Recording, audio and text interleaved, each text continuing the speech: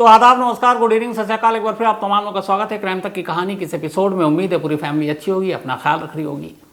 ऐसे बहुत सारे केस हैं जिसमें कोई सबूत नहीं होता, कोई गवाह नहीं होता, यहाँ तक कि आलाए कत्ल यानी जिससे कत्ल किया गया वो भी नहीं मिलता। सिर्फ कहानियाँ होती हैं और उन्हीं के आधार पर पुलिस को अपने केस को सुलझाना होता और फिर अदालत में इस तरीके से उस केस को रखना होता है कि अदालत उसके बारे में फैसला सुनाए और जो कल्प्रिट है यानी कि मुजरिम है उसे सज़ा दिलाई जा सके। बदलते वक्त के साथ टेक्नोलॉजी बदली, बहुत सारे लोग अलग अलग तरीका इस्तेमाल करते हैं क्राइम करने के लिए। आज की कहानी ऐसी एक शख्स की कहानी है जो पेशे से तो म्यूज़िक टीचर है, लेकिन उसको एक कत्ल करना था और उस कत्ल को करने के लिए उसे समझ में नहीं आ रहा था कि कत्ल करे कैसे। और कमाल की बात यह कि जब वो कत्ल कर चुका होता है तब उसे समझ में नहीं आ रहा होता है कि कत्ल तो कर दिया, लाश को ठिकाने लगाए कैसे। और तब उससे दिमाग में एक ख्याल आता है। बहुत सारी अच्छी चीज़ें हैं, हम अगर कहीं फंसते हैं, अटकते हैं, कोई जानकारी हासिल करनी होती है तो गूगल बाबा हमारे पास होते हैं। हम गूगल बाबा के पास जाते हैं, अपने सवालों के जवाब उनसे पूछते हैं और फिर हम संतुष्ट हो जाते हैं। उसको भी बहुत सारी ऐसी समस्याएं होंगी जो गूगल बाबा ने सॉल्व की। लेकिन पहली बार वो शख्स एक रात अपने कमरे में बैठता है, लैपटॉप खोलता है और लैपटॉप खोलने के बाद टाइप करता है इंग्लिश में, how did kill his wife, ये लाइन थी। इसके बाद उसमें बहुत सारी चीज़ें आती हैं, उनमें से एक चीज़ को पकड़ता है और फिर वो सचमुच कत्ल कर देता है। कत्ल करने के बाद कुछ घंटे बीतते हैं। अब उसके जहन में एक दूसरा सवाल उठता है कि कत्ल कर दिया, अब पकड़े ना जाए तो लाश को ठिकाने कैसे लगाएं। इसके बाद वो गूगल बाबा में दूसरी बार टाइप करता है और इस बार वो लिखता है, जब दूसरी बार टाइप करता है कि how to dispose of the body, यानी लाश को ठिकाने कैसे लगाएं। फिर इसका जवाब भी गूगल बाबा देते हैं। तो गूगल बाबा से उसने दो सवाल किए, पहला कि कत्ल कैसे करें, दूसरा कत्ल के बाद लाश को ठिकाने कैसे लगाएं। और उसने वही काम किया जो गूगल बाबा ने उसे जवाब दिया। और इसके बाद फिर ये मामला धीरे धीरे खुलता है, उसके बाद पुलिस तक पहुंचती है। कोई सबूत नहीं, कोई गवाह नहीं, फिर भी पुलिस उसे पकड़ती है, न सिर्फ पकड़ती है बल्कि इसके बाद ये मामला कोर्ट में जाता है और एक अनोखा मुकदमा शुरू होता है। वो पूरी कहानी आपको सुनाऊं उससे पहले आपको ऐसे ही एक कत्ल और हुआ था जिसमें अजीब चीज़ ये थी कि कत्ल के बाद लाश को ठिकाने लगाने का जो तरीका था वो उससे पहले इस देश ने सुना ही नहीं था कि किसी इंसान को मारकर उसे तंदूर के अंदर डाल दिया जाए। तो कुकू FM ऐप पर आप ऑडियो बुक में तंदूर कांड ये कहानी सुन सकते हैं, जिसने न सिर्फ दिल्ली बल्कि पूरे देश को दहलाया था। सुशील शर्मा जो एक NSUI का या यूथ कांग्रेस का उस वक्त लीडर था, उसने अपनी ही वाइफ नैना साहनी का कत्ल क्यों किया, कैसे किया, और फिर लाश को ठिकाने लगाने का ये अजीबो गरीब ख्याल उसके जहन में आया तो कैसे आया। पूरी डिटेल विस्तार के साथ कुकू FM ऐप पर आप ये कहानी सुन सकते हैं, तंदूर कांड। तो कुकू FM देश का बेस्ट ऑडियो शो प्लेटफॉर्म है। 15 लाख से ज़्यादा इसके एक्टिव हिंदी पेड सब्सक्राइबर हैं और हर महीने यहाँ लगभग 42 आवर्स घंटे के कंटेंट्स के साथ ये और भी आगे बढ़ रहा है। 10,000 से ज़्यादा ऑडियो बुक हैं कुकू FM ऐप पर, जो आप कहीं भी कभी भी सुन सकते हैं, हिंदी में सुन सकते हैं। इनमें biography, business, crime, entertainment, politics, रहस्य, रोमांच, तमाम तरह की बुक हैं। और क्राइम तक फैमिली के लिए ख़ास ऑफ़र है कुकू FM ऐप की तरफ से, और वो ऑफ़र है इस बार 50% डिस्काउंट। तो यानी आप पहले महीने के लिए सिर्फ 49 रुपीज़ में सब्सक्रिप्शन हासिल कर सकते हैं और 10,000 से भी ज़्यादा जो ऑडियो बुक का ख़जाना जहाँ चाहें जब चाहें सुन सकते हैं। और डिस्क्रिप्शन में लिंक है, तो लिंक में जाएं और क्राइम तक फैमिली के लिए क्राइम 50 कूपन कोड है, उसका इस्तेमाल करें और 50% डिस्काउंट पाएँ। 99 रुपीज़ का सब्सक्रिप्शन पहले मंथ के लिए सिर्फ 49 रुपीज़ में। कहानी केरल के कोल्लम ज़िले की है। एक नौजवान जिसकी उम्र 33-34 साल, नाम प्रशांत नाम्बियार, इसी केरला के कोल्लम डिस्ट्रिक्ट में रहा करता था। शादी हो चुकी थी, कारोबार ठीक चल रहा था, वो स्टूडेंट्स को अपने म्यूज़िक सिखाया करता था। वाइफ हुई, उसके बाद एक बेटा हुआ 2019 में। बेटे का नामकरण समारोह था और उसी समारोह में बहुत सारे मेहमान आए और उनमें एक मेहमान थी उसकी वाइफ की दूर की एक रिश्तेदार जिसका नाम था सुचित्रा पिल्लई। सुचित्रा की उम्र करीब 45 साल थी, 44-45 साल, और वो प्रशांत नाम्बियार से मतलब लगभग 10 साल बड़ी। तो उस नामकरण में दोनों की मुलाकात हुई, चूँकि प्रशांत की वाइफ की रिश्तेदार थी, तो दोनों अच्छे से मिले, बल्कि वो उनके सबके सामने एक तरह से बहन ही बोलता था, जीजी, या ये जीजी दीदी को जो बोलते हैं उधर। तो घर वाले भी इस रिश्तों को मान रहे थे कि वाइफ की दोस्त रिश्तेदार हैं दूर की, तो ये दोनों भी वैसे ही हैं। लेकिन कहानी धीरे धीरे इस तरह आगे बढ़ती है कि जो सुचित्रा थी, इसकी पहली शादी नाकाम हुई, डिवोर्स हो गया। फिर दूसरी शादी की घर वालों ने, दूसरी शादी भी उसकी नाकाम हो गई। अब सुचित्रा का मन शादीशुदा ज़िंदगी से ऊब चुका था। उसे लगा कि ये शादी बेकार की चीज़ें हैं। उसने तय कर लिया कि अब ज़िंदगी में वो कभी शादी नहीं करेगी। 2 शादियों का ज़ख्म उसके सीने पर था और इसलिए अब उसने शादी का फैसला त्याग दिया। धीरे धीरे वक्त बीता, फिर उसने तय किया कि यार शादी तो करेंगे नहीं, लेकिन पूरी ज़िंदगी पड़ी हुई है, एक बच्चा होना चाहिए। अब लेकिन बिना शादी के एक बच्चा कैसे, ये समाज कैसे एक्सेप्ट करेगा? कोई भी नहीं करेगा हमारे देश में, इस हमारे समाज में। इसी दौरान अब सोशल मीडिया पर प्रशांत था। नामकरण में आमने सामने दोनों मिल चुके थे, दूर की रिश्तेदार थी उसकी वाइफ की। तो सोशल मीडिया के दौरान अब दोनों एक दूसरे से और ज़्यादा करीब आ जाते हैं और उसी सोशल मीडिया पे अब दोनों फ्रेंड टाइप हो गए। धीरे धीरे बात होती है, फिर 1-2 मुलाकात होती है। अब प्रशांत और सुचित्रा दोनों एक दूसरे को पसंद करने लगते हैं, प्यार करने लगते हैं। अब यहाँ कहानी यह है कि सुचित्रा जो है वो प्रशांत की वाइफ के दूर के रिश्तेदार, प्रशांत शादीशुदा, सुचित्रा 2 बार डिवोर्स हो चुका है, तलाकशुदा, उम्र में 10 साल बड़ी, लेकिन दोनों का इश्क परवान चढ़ रहा है। धीरे धीरे वक्त बीता, सब कुछ ठीक चल रहा था। दोनों मिलते जुलते, जब मौका मिलता किसी को पता नहीं चलता। उनके ये रिश्ते जो थे वो इसी तरीके से ढके छुपे थे। इस दौरान में प्रशांत ने कुछ, चूँकि सुचित्रा के पास बहुत सारे पैसे भी थे, लगभग 2.25-2.5 लाख रुपए सुचित्रा से उसने उधार भी लिए। सब ठीक चल रहा था। साल भर इन दोनों के रिश्ते, इन दोनों की जो रिलेशनशिप थी वो ठीक ठाक थी और किसी के सामने अब तक ये सच सामने आया नहीं था। लेकिन 2020 में कोरोना के आने से पहले, जस्ट जब कोरोना ने देश में दस्तक दिया, उससे पहले ये कहानी एक अजीब मोड़ ले लेती है। होता ये है कि 2020 शुरू होते ही सुचित्रा प्रशांत के सामने एक ऑफ़र रखती है। कहती, देखो मुझे मालूम है तुम शादीशुदा हो, हमारी शादी होगी नहीं, उम्र का भी फासला है, और मैं अब किसी और से शादी करूंगी नहीं, मुझे एक बच्चा चाहिए और वो बच्चा तुमसे चाहिए। अब ये सुनकर प्रशांत घबरा गया। उसे लगा कि ये कैसे मुमकिन है, एक तो ऑलरेडी मैं मैरिड हूँ, ऊपर से इधर बच्चा चाहिए। कल को हो गया बच्चा और उसने फिर क्लेम कर लिया कि बच्चे के बाप का भी नाम चाहिए, तो फिर मैं कहीं का नहीं रहूँगा। अब उसने टालना शुरू किया, लेकिन इधर ये भी था कि उसने 2.25-2.5 लाख रुपए भी ले रखे थे, पैसे लौटा नहीं रहा। इधर अब वो फोर्स कर रही है। उसे लगा कि अब अगर उसने अपनी ज़िद पकड़ ली और सचमुच उसे बच्चा चाहिए, तो फिर उसके बाद उन दोनों के रिश्ते जो है वो आम हो जाएंगे और ये उसके लिए ठीक नहीं है। लेकिन उधर सुचित्रा लगातार उसको फोर्स कर रही थी कि तुमसे शादी नहीं करूँगी, लेकिन तुमसे ही एक बच्चा चाहिए। अब उसे कुछ समझ नहीं आ रहा। उसे लगा कि ज़्यादा दिन टाल नहीं सकते। तभी उसने फैसला किया कि एक ही सूरत में बच सकते हैं और वह ये कि सुचित्रा को रास्ते से हटा दें। अब उसने प्लानिंग करनी शुरू की। सबसे पहले अखबारों, मैगज़ीन से, सीरियल से उसने ढूंढना शुरू किया कि कोई रास्ता मिले।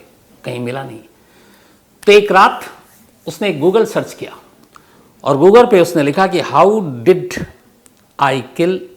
किल हिज वाइफ। अब इस पे उसके जो भी तरीके आए, लेकिन जब उसने ये सर्च किया तो गूगल सर्च इंजन में ये हिस्ट्री में रिकॉर्ड हो गया। अब इधर उसने सर्च कर लिया, उसे तरीका पता चल गया। अब उधर दूसरी प्लानिंग थी कि कत्ल कहाँ कब करना है। तरीका तो गूगल ने बता दिया था। तब इसने फिर सुचित्रा को फ़ोन किया और उससे कहा कि क्यों ना हम 2-3 दिन के लिए मिले, मेरी बीवी और बच्चे सब अपने मायके जा रहे हैं, तो घर पे कोई है नहीं, तो तुम 2 दिन के लिए आ जाओ। अच्छा, वो ब्यूटिशियन का कोर्स करती थी, मतलब पढ़ाती थी सुचित्रा, और जो ब्यूटिशियन का कोर्स कर रहे हैं, नए नए लोग सीखने आते हैं, उनको वो ट्रेनिंग देती थी। तो उसने भी कहा ठीक है। इसके बाद सुचित्रा अपने घर वालों से झूठ बोला। 17 मार्च को उसने कहा कि मुझे एक ऐसे ही बच्चों को पढ़ाने के लिए बाहर जाना है शहर से, और वो निकल गई 17 मार्च को। 17 मार्च को निकलती है, उसके बाद वो 18 मार्च को पहुंचती है सीधे प्रशांत के पास। इसके बाद प्रशांत उसे अपने घर ले जाता है। इस दौरान उसने अपनी बीवी और बेटे को मायके भेज दिया और बोला कि 1 हफ्ते के बाद तुम लोग आओगे। अब वो दोनों चले गए। 20 मार्च की रात जब सुचित्रा के साथ वो एक दिन रह चुका, तो 20 मार्च 2020 की रात आई। उस रात दोनों अकेले घर में थे। अच्छा, उसने जब सुचित्रा उसके घर आने वाली थी तो उसने कहा था कि तुम काले लिबास में आना, बिल्कुल काले कपड़े पहनकर। उसके घर के इर्द गिर्द बहुत अंधेरा हुआ करता था और अगर कोई काले कपड़े में आए तो बहुत गौर से ना देखो तो पता नहीं चलता था कि कोई चला आ रहा है, मतलब एक साया टाइप का दिखाई देता था। ये भी नहीं अंदाज़ा होता था कि मेल है फीमेल है। तो उसने सुचित्रा को काले लिबास में बुलाया। घर आई सुचित्रा। उसके बाद उसने उसके साथ रहा। 20 तारीख को अचानक उसने घर के ही एक लैंप से बिजली के तार को अलग किया और उस तार को अपने साथ लेकर आया। सुचित्रा लेटी हुई थी। वो अचानक मौका देखती है, उसके गले में वो तार डालता है। सुचित्रा विरोध करती है। वो उसके सीने पर बैठ जाता है और फिर अपने दोनों हाथों से उस तार को तब तक खींचता रहता है जब तक सुचित्रा की जान नहीं चली गई। थोड़ी देर के बाद वो चेक करता है, सुचित्रा की नब्ज़, सांसें सब बंद हो चुकी थी। इसके बाद वो लाश को चादर से ढक देता है। चादर से ढकने के बाद अब उसी घर में वो आराम से 1-2-3 घंटे सोचता है कि अब आगे क्या करना है। फिर उसे कोई आइडिया नहीं आता क्या करूँ। फिर वो अपना लैपटॉप खोलता है, दोबारा गूगल में जाता है और गूगल में टाइप करता है how to dispose of the body. इसके बाद कुछ फिल्में देखता है लाश को ठिकाने लगाने की। जब ये सब कुछ हो जाता है तो फिर वो लाश के कुछ टुकड़े करता है, उसके पहने हुए गहने को उतारता है और उसके ठीक घर के पीछे एक गहरा गड्ढा था, उसमें ले जाकर उसको लाश के टुकड़ों को और लाश को दफना देता है। ऊपर से पत्थर वत्थर रख देता है मट्टी डालने के बाद। जो उसके कपड़े थे वो सारे कपड़े जो है वो जला देता है। ये सब काम करने के बाद अब देर रात उसी दिन 20 से अब 21 मार्च की रात हो गई। वो सुचित्रा के मोबाइल को लेता है और निकल लेता है। निकलने के बाद करीब 75-80 किलोमीटर दूर जाता है और दूर जाने के बाद एक लोकल पुलिस स्टेशन था, वहाँ पहुँचता है। उस लोकल पुलिस स्टेशन के जब करीब जाता है तो वहाँ सुचित्रा के मोबाइल को जब उसने अपने घर से लिया था तो इसने पहले ही बताया था कि तुम अपने मोबाइल को बंद रखना, इसलिए कि लोकेशन से पता चल जाएगा। अब आजकल लोग जागरूक हैं तो तुम्हारे घर वालों को भी पता चल जाएगा कि तुम पढ़ाने नहीं गई है, मेरे पास आई हो। तो जब सुचित्रा इसके घर आ रही थी जिस 17 मार्च को और 18 को पहुंची, तो इसे गांव से एंट्री से पहले ही उसने अपना मोबाइल बंद कर दिया था, चूँकि उसको ऐसा कहा था प्रशांत ने। अब उसी बंद मोबाइल को लेकर ये कत्ल के बाद और लाश को ठिकाने लगाने के बाद निकल जाता है और अपने घर से करीब 80-85 किलोमीटर दूर एक पुलिस स्टेशन के पास रुकता है। सुचित्रा का मोबाइल ऑन करता है और कुछ देर उसको ऑन छोड़ देता है।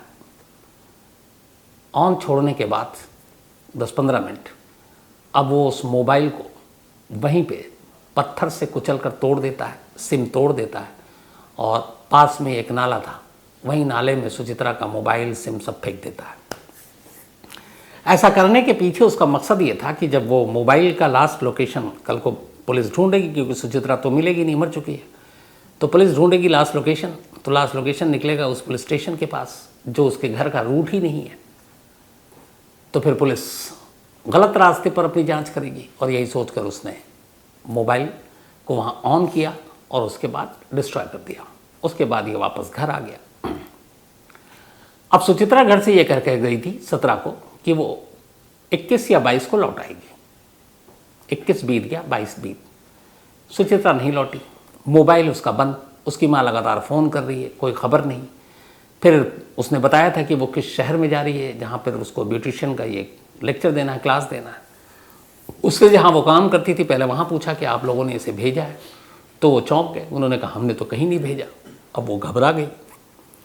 फिर उसने जिस जगह का नाम बताया, उस ब्यूटिशियन कंपनी जहाँ ये काम करती थी उसके थ्रू उस शहर गए कि यहाँ पे कोई लेक्चर था, कोई क्लास थी। पता चला नहीं, ऐसा कुछ नहीं था। तो अब ये साफ हो गया कि सुचित्रा झूठ बोलकर घर से निकली थी और कुछ ना कुछ गड़बड़ है, क्योंकि उसका मोबाइल भी बंद है और उसका कोई अता पता नहीं है। इसी के बाद परेशान माँ बाप 23 मार्च को 2020 पुलिस स्टेशन में जाकर सुचित्रा की गुमशुदगी की रिपोर्ट लिखा देते हैं। अब सुचित्रा की गुमशुदगी की रिपोर्ट लिखाने के बाद पुलिस तफ्तीश करती है। सबसे पहले सुचित्रा के CDR यानी कॉल डिटेल रिकॉर्ड को निकालती है। तो एक तो पहले आया कि आखिरी लोकेशन या पुलिस स्टेशन, पुलिस की एक टीम वहाँ गई, तो यहाँ पे वो कामयाब हो गया था अपनी साजिश में प्रशांत, लेकिन वहाँ से कोई क्लू मिला नहीं, मिलता भी नहीं, क्योंकि मोबाइल तो उसने ऑन किया था खुद। अब वहाँ से कुछ मिला नहीं, आखिरी लोकेशन पर आकर पुलिस अटक गई। फिर पुलिस ने कहा चलो पुराने CDR से कुछ क्लू मिलता है। तो जब उसके पुराने कॉल डिटेल रिकॉर्ड निकालने शुरू किए तो उसमें प्रशांत का नंबर मिला। लगातार बातें करते थे दोनों, लंबी लंबी बातें करते थे। अब पुलिस ने सुचित्रा के सोशल मीडिया अकाउंट में झांकना शुरू किया। जब वहाँ झांकना शुरू किया तो वहाँ पे भी दोनों मौजूद थे। तो जितने भी कॉल डिटेल रिकॉर्ड थे उसमें सबसे ज़्यादा बार जो बातें होती और सबसे ज़्यादा देर तक बातें होती वो यही प्रशांत था।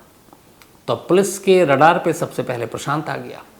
अब इसके बाद एक पुलिस की टीम प्रशांत के पते पर पहुंची, प्रशांत से पूछताछ हुई। प्रशांत पहले से ही अपनी प्लानिंग करके बैठा था, तैयार था। उसने अपने सारे मोबाइल से जितने भी चैट थे, व्हाट्सअप या फिर कॉल डिटेल, वो सब डिलीट कर दिया था, क्योंकि उसे मालूम था कि पुलिस एक दिन ढूंढते हुए उस तक आएगी। वो सब डिलीट कर दिया, जितने पिक्चर हैं सब डिलीट कर दी। अब पुलिस आई, पुलिस ने उसके मोबाइल को कब्जे में लिया, पूछताछ की। उसने कहा नहीं, इधर मैं तो मिली नहीं। उसने कुछ झूठ बोला कि उसका एक और दोस्त बॉयफ्रेंड हुआ करता था वो फलाने जगह, लेकिन वहाँ भी कुछ मिला नहीं। पुलिस कई बार पूछताछ कर चुकी, कोई सुराग नहीं मिला। मोबाइल हर जगह से जब खाली हाथ हो गए तो पुलिस को लगा कि कैसे सच्चाई निकालें, और दूसरा आकर सिरा वहीं पर रुक रहा है प्रशांत पर, क्योंकि उसकी ज़िंदगी में और कोई है नहीं। तब फिर पुलिस ने फॉरेंसिक टीम की मदद ली और कहा कि एक मोबाइल है जिसमें सब कुछ डिलीट है। तो फॉरेंसिक टीम ने कहा ठीक है, हम डिलीटेड आइटम को निकालते हैं, रिट्रीव करते हैं। अब उन्होंने डिलीटेड आइटम को रिट्रीव किया तो उसमें व्हाट्सअप चैट भी मिले, कुछ फोटोग्राफ्स भी मिले जो उन दोनों के रिश्तों की चुगली खा रहे थे। अब जब ये सारी चीज़ें मिल गई, लेकिन प्रशांत अब भी अपने बयान पे कायम। अब किसी के साथ रिश्ता हो तो ज़रूरी नहीं है कि सामने वाला कातिल ही हो, तो एक पुख्ता सबूत चाहिए था उसको गिरफ्तार करके जेल में कोर्ट में पेश करने के लिए, और वो सबूत कोई था नहीं। वो अपने मुंह खोल नहीं रहा था, पुलिस के पास और कोई ऐसा वो नहीं मिल रहा सिवाय ये कि इन दोनों के रिश्ते हैं। अब क्या करे ऐसे में पुलिस? तो फिर पुलिस ने अपना दिमाग लगाया। उसने कहा जब कोई विटनेस नहीं है, जब कोई सबूत नहीं है, गवाह नहीं है, तो चलो आधी चीज़ें फॉरेंसिक साइंस ने किया, उसके फ़ोन के अंदर झांक कर, बाकी चीज़ें भी फॉरेंसिक से निकालते हैं। अब उन्होंने उसके लैपटॉप और बाकी चीज़ें जो सोशल मीडिया के अकाउंट थे उसमें झांकने का फैसला किया। तो ऐसे ही झांकते झांकते जब वो प्रशांत के लैपटॉप के ज़रिए उसके गूगल अकाउंट में गए, तो गूगल सर्च इंजन जो है, हम जो भी टाइप करते हैं और लिखते हैं या हम ढूंढते हैं, जैसे सपोज़ अगर मैं टाइप करूं कि इंडिया का सबसे बिगेस्ट क्रिमिनल कौन है, नाम आने शुरू हो जाते हैं। लेकिन वो जो मैंने टाइप किया वो कहीं ना कहीं स्टोर हो गया, वो हिस्ट्री में जा चुका है। तो कल को इसीलिए कई बार होता है कि लोग कैसे पकड़े जाते हैं, how to make a bomb, अब आपने तो टाइप कर दिया, कल को अगर वो हाथ लगा या कहीं किसी के थ्रू पता चला कि यहाँ तो यार ये बॉम्ब बनाने का तरीका ढूंढ रहा है, तो पहले तो पुलिस आपको पकड़ेगी कि ये क्या बदमाशी है। तो उसी तरह से अब एक्सपर्ट्स ने गूगल सर्च इंजन के ज़रिए प्रशांत की उन चीज़ों, उन हिस्ट्री में झांकना शुरू किया जो उसने हाल में किया, और वहीं जब वो गई तब वो डेट बड़ा मैच कर गया। जिस दिन ये घर से निकली थी उस दिन गूगल सर्च हो रहा था प्रशांत के कि how did kill his wife, और फिर जिस रात कत्ल हुआ उस रात एक और गूगल सर्च इंजन ने गवाही दी कि how to dispose the body. तो जब ये दोनों चीज़ें मिली तो पुलिस को यकीन हो गया, एक आम शख्स जिसको कोई काम नहीं है क्राइम से, ना वो पुलिस में है, ना क्रिमिनल है, ना डॉक्टर है, तो फिर वो कत्ल करने या लाश को ठिकाने लगाने की बात क्यों टाइप करेगा। जब ये चीज़ें आई तब फिर पुलिस ने उससे पूछताछ की, हालांकि वो तब तक मुकरता रहा, लेकिन फिर पुलिस ने उसके आसपास की तलाशी लेनी शुरू की। तो जब तलाशी लेनी शुरू की तो जितने भी जगह थे उसको छान मारे, पीछे फिर वो गड्ढा मिला, उस गड्ढे से लाश के कुछ अंश मिले, जलाए हुए कपड़ों के कुछ राख मिले, और इन सारी चीज़ों को फॉरेंसिक लैब में भेजा गया। फिर डीएनए हुआ, मैच कर गया कि ये सुचित्रा के हैं। अब भी लेकिन दिक्कत ये थी कि ये सारी चीज़ें मैच कर गई, लेकिन कोई विटनेस नहीं, कोई ऐसा सबूत नहीं कि उसने कत्ल किया, कैसे किया, किस चीज़ से किया, लेकिन साइंटिफिक एविडेंस आ रहे हैं। तो डीएनए मैच करने के बाद जो पुलिस ने अपनी चार्जशीट की पूरी कहानी तैयार की वो ये कि 17 मार्च को सुचित्रा घर से निकलती है, 19th 20th को यहाँ पे रहती है। और इस दौरान में इसके जो मोबाइल का लोकेशन था ये लगातार घर पर था। फिर इसकी बीवी और बेटे के घर में उस वक्त अपने मायके भेजने की कोई वजह नहीं थी, कभी ऐसा हुआ नहीं। अचानक में उन लोगों के फैमिली से जब बयान लिया गया तो उन्होंने कहा कि हमें तो पता ही नहीं था 17 से पहले कि हमें खुद जाना, बीवी और बच्चे ने कहा। तो ये सारे जो सर्कमस्टांशियल एविडेंस थे इनको एक एक कर पुलिस ने जोड़ा और उसके बाद कोर्ट में पेश किया। जब कोर्ट में पेश किया तो फिर आखिरकार कोर्ट में ये मुकदमा चला और एक ऐतिहासिक फैसला था कि कोर्ट ने, केरल की कोल्लम कोर्ट ने इस मामले में प्रशांत कुमार को उम्र कैद की सज़ा दिलाई। लेकिन उम्र कैद के साथ साथ साल भी लिख गया और साल लिखा 14 ईयर्स। तो प्रशांत कुमार को इस कत्ल के लिए, जिसमें कोई सबूत नहीं, कोई गवाह नहीं, उम्र कैद की सज़ा हुई और साथ ही 14 साल लिखा गया, यानी 14 साल के बाद वो रिहा हो जाएगा। तो 2020 से वो अरेस्ट है, 3 साल हो गए, शायद 11 साल और या अच्छे चाल चलन की वजह से 9-10 साल में बाहर आ जाएगा। लेकिन ये केस अपने आप में हिस्टोरिकल या ऐतिहासिक इसलिए है कि इस केस को थ्रूली शुरू से आखिर तक सिर्फ फॉरेंसिक एविडेंस के बेस पे ही केरल पुलिस ने खड़ा किया और अदालत में कन्विक्शन हुई और प्रशांत को सज़ा हुई। तो गूगल सर्च इंजन एक छोटी सी चीज़ जिसने प्रशांत का पूरा पोल खोल दिया। ये थी आज की कहानी, लेकिन कहानी खत्म करूं उससे पहले वही अपना सिलसिला। आज कमलेश मीना, इनका बर्थडे है, हैप्पी बर्थडे कमलेश जी। और राधा रमन मीना जी ने भेजा कोटा से। साथ ही स्वास्थी प्रजापति, इनका भी आज जन्मदिन है, तो हैप्पी बर्थडे स्वास्थी जी। और ये सुनील प्रजापति और उनकी वाइफ और साथ में सुहानी, उन्होंने भेजा है। सुशीला उर्फ गुड़िया, इनका भी आज जन्मदिन है, तो हैप्पी बर्थडे सुशीला। अश्वनी भावसर ने भेजा है। इसके अलावा सालेहा मंसूरी, इनका भी बर्थडे है, तो हैप्पी बर्थडे सालेहा। और शैब मंसूरी ने भेजा है खड़गांव एमपी से। साथ ही अंशुमन कुमार जम्मू से एक कहानी की फरमाइश की है। Shubham Singh, thank you so much आपका। विशाल डोंबाले जी एक कहानी की फरमाइश की है। अली कौसर जेडे की कहानी सुनना चाहते हैं, मिड डे के जर्नलिस्ट थे और ये मैं सुना चुका हूँ, आपको कहानी में मिल जाएगी ये। Shanu Yadav, thank you so much आपका। सोनू सिंह राव आजमगढ़ से, थैंक यू सो मच आपका भी।